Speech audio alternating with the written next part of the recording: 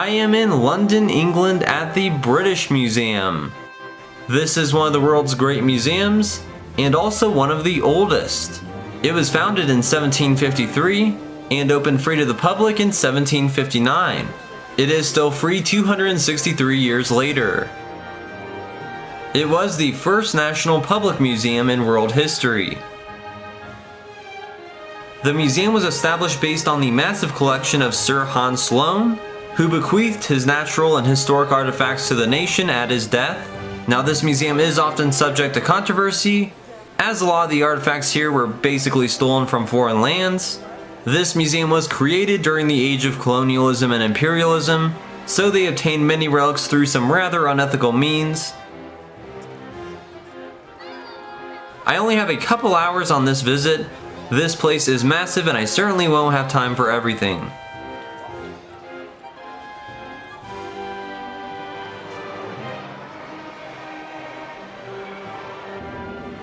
Here's a memorial to the men who worked here at the museum, but went on to serve in the Great War and World War II.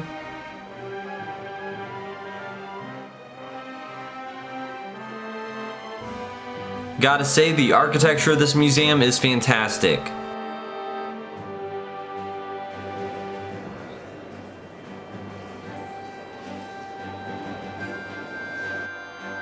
This is the Great Court at the center of the museum. This glass-covered courtyard was created just 20 years ago. In the 19th century, this was supposed to be a garden, but it instead became home to the library department of the museum until it was moved elsewhere. At the center, behind that white wall, is the historic reading room of the museum. It was built in 1857, and it was kept because it's very historic and architecturally significant. It even has a dome. Unfortunately, it is closed off right now. This is the Lion of Knidos. It topped an ancient Greek tomb in Turkey. It was made around 350 BC. We're going into the Egyptian Gallery. This museum does have one of the greatest ancient Egyptian collections anywhere. The most famous artifact in here is the Rosetta Stone, which always has a crowd around it. This stone is a portion of a decree tablet that was issued at Memphis by King Ptolemy V in 196 BC. What's so important about this one is that the decree was written in 3 languages. At the top, it's in hieroglyphs, which would be understood by scribes. In the middle, it is written in Egyptian Demotic, which would be understood by some regular people. And at the bottom, it's in ancient Greek, which was what the rulers would have spoken by this point. When this was found by the French in 1799, during Napoleon's Egypt campaign, nobody understood Egyptian hieroglyphs, but because of this stone, they were able to translate the hieroglyph characters from the Greek, and so a lot of the ancient Egyptian hieroglyphs were deciphered. The French incursion into Egypt didn't go well, and by the end they surrendered lots of artifacts they found, including the Rosetta Stone, to the British. This is so neat to see. It's such an important relic. This is the head of King Thutmose I. It was part of a colossal statue at the Temple of Amun-Ra in Karnak. Here's the head of Queen Ahmose Meritamun. It topped a massive seated statue at Karnak. This is a colossal statue of King Ramses II from Karnak. It is the largest Egyptian sculpture at the museum. Ramses II is one of the most well-known Egyptian pharaohs. His reign lasted 67 years, during a time that was rather prosperous. He also had more colossal statues built of him than any other pharaoh. These are some more depictions of Ramses. There's the Ram Sphinx of King Taharko. The Ram Sphinx is a representation of Amun, who is protecting the king. This is the Geyer Anderson cat from about 600 BC. This is the boat of Queen Mutamwiya. The queen's face is depicted on the boat. Here's King Horemheb with Amun-Ra.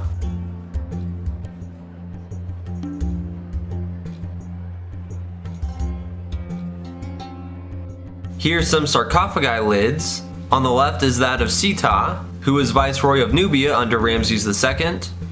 This is the sarcophagus of Nectanebo II, Egypt's last native pharaoh. Alexander the Great claimed that he was his father, so therefore he was rightful ruler. and in medieval times it was used as a ritual bath.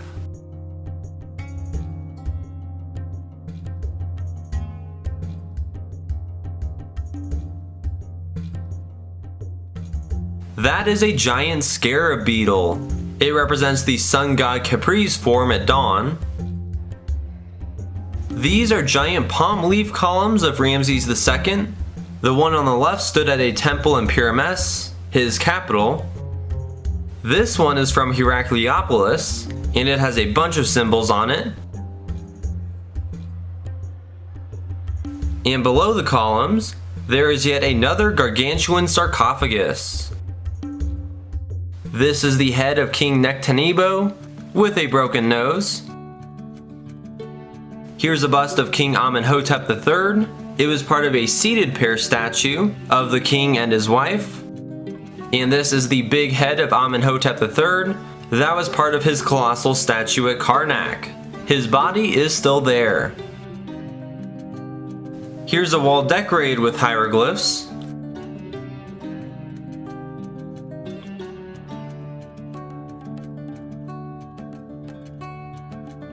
There's a tomb relief of Nibin Set, and on the left is a false door of Sheshi from the pyramids of Giza. And this is the tomb stela of Intef. The owner is pictured with 3 of his wives, even though polygamy was uncommon in Egypt. Here's the goddess Hathor, which adorned a mortuary temple at Karnak. These are Assyrian winged human-headed lions. They used to guard the entrance to the royal palace at Nimrud in present-day Iraq.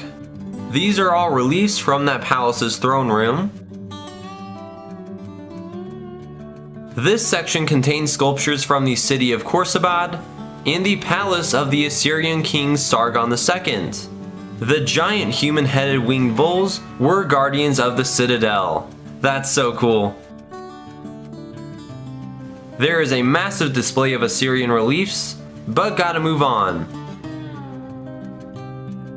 Another highlight of the museum is the Elgin marbles from the Parthenon.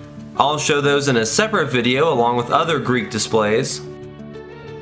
This staircase contains a bunch of Roman mosaics. These mosaic pavements are from Halicarnassus, Ephesus, and Carthage. This is the tomb chapel of Nebamun. He was a rich accountant at the Temple of Amun. I've skipped some Egyptian rooms to focus on the mummies, and they certainly have their share. Here is a mummified bull. The Egyptians ritually mummified lots of animals, especially sacred bulls. The religious importance and slightly gruesome process of mummification of the ancient Egyptians is fascinating, especially all the highly decorated outer coffins and funerary masks that they would make. That's mainly what they have on display here, but there are real mummies. This is the mummy of Cleopatra, but this isn't the Cleopatra. It's a different woman, probably one of her descendants from the 2nd century AD. Her skeleton is in there within a wooden coffin. She was about 17 years old when she died, and her face is painted on the top of the mummy. These are some Libyan period mummy coffins. They're very tall.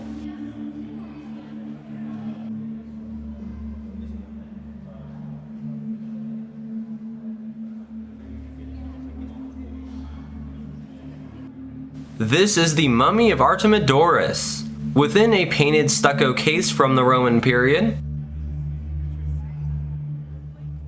This is the mummy and gargantuan coffin of the priest Hor. This case contains the burial group of Hornjatef, who was a priest of Amun at Karnak. The priest is inside of this coffin.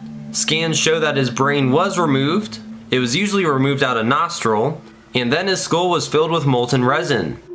These coffins are incredible.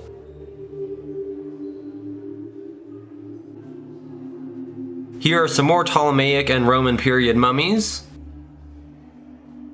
This man, Jedhor, died in about 250 BC and is believed to be very well preserved in there. This is the huge outer coffin of Gua.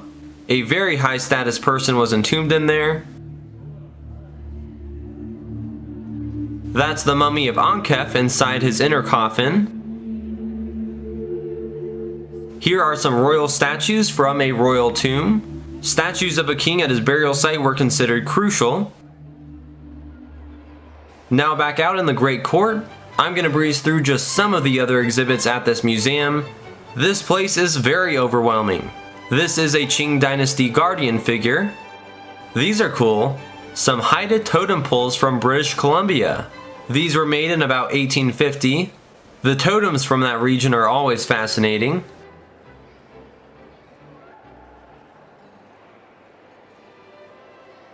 This is a Roman sculpture of a young prince on horseback from the 1st century AD.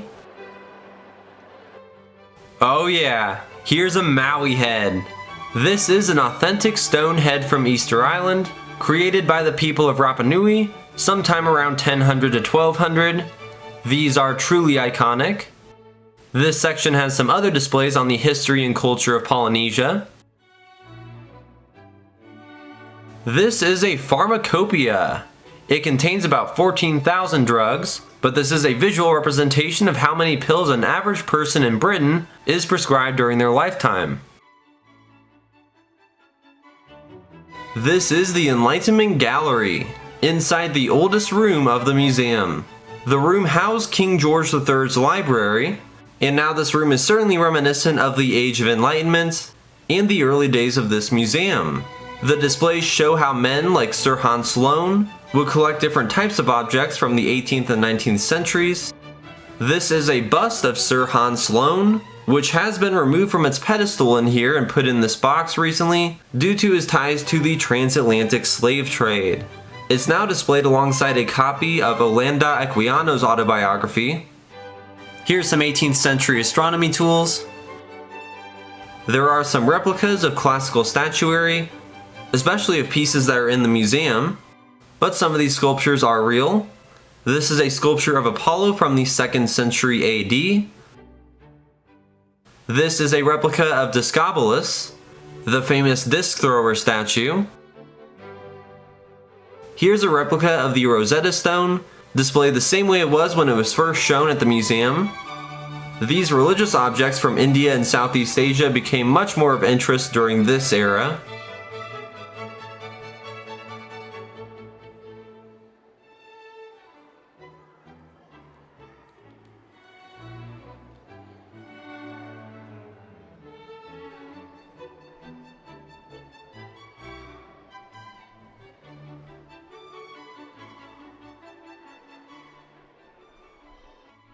This is the head of Ptolemy I, a general of Alexander the Great.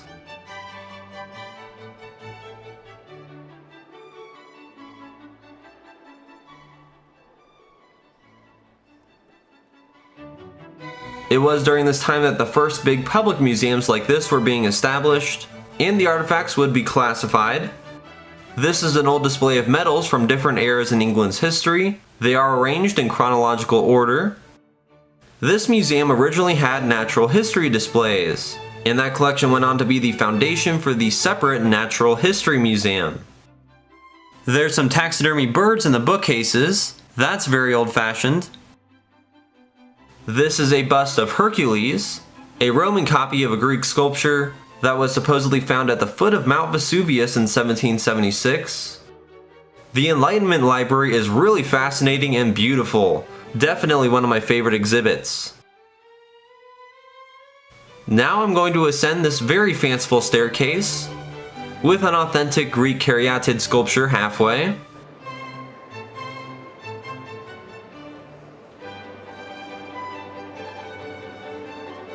This is a Roman sculpture of a muse. It was at an ancient bath in Ostia. Entering the Medieval Europe exhibit. This is a royal gold cup from Paris. It was designed for ceremonial use at royal feasts and has imagery of Saint Agnes. Here are some wall paintings from a medieval church and some astrolabes. This case contains some knight's armor and an incredible painted shield. Chess was popular during the Middle Ages. It was used to sharpen the tactical abilities of knights. This is the Franks casket, a little box made of whalebone with carvings on the sides depicting Roman, Jewish, Christian, and Germanic traditions.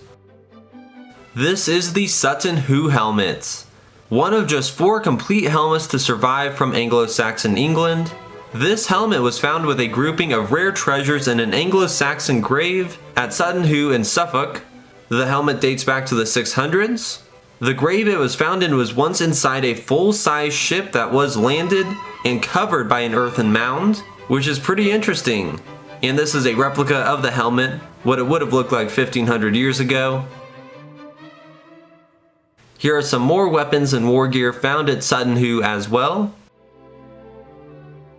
Here's a display on Roman Britain, when the Isle was occupied by the Romans, after Claudius invaded Britain in 43 AD. That's an impressive section of a 4th century Roman building facade.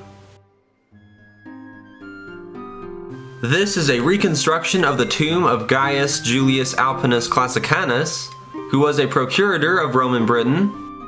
This is a recreation of the Barnack burial. This is a replica skeleton of a man who died around 2330 BC and was placed in his grave with some items here in England. Now, I was in this section looking for the Lindo Man, who turned out not to be in his listed room, so I didn't get to see him. There's also an exhibit on clocks. There's lots of beautiful grandfather clocks. This is a ship automaton from 1585. This galleon would play music from a miniature organ inside its hull. The ship would also move on a flat surface, and when it stopped, the cannons would fire. That is awesome. This is the Islamic World display, featuring lots of great artwork from the Middle East and Northern Africa. There's some highly intricate Islamic glass and ceramics.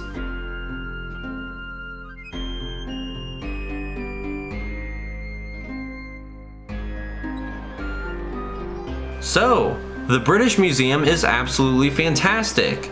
Some true gems of world history are on display here. It's an unbelievable collection. At some point I plan on spending a full day here at least, because there are a lot of sections that I didn't get to see at all. I hope you enjoyed the tour. If you did, then please like this video, share it, and subscribe to my channel. Also check out my other videos on all sorts of museums, historic sites, and more here in Europe and in the United States. Also take a look at my video on the Elgin marbles. It is linked in the video description. Thanks for watching.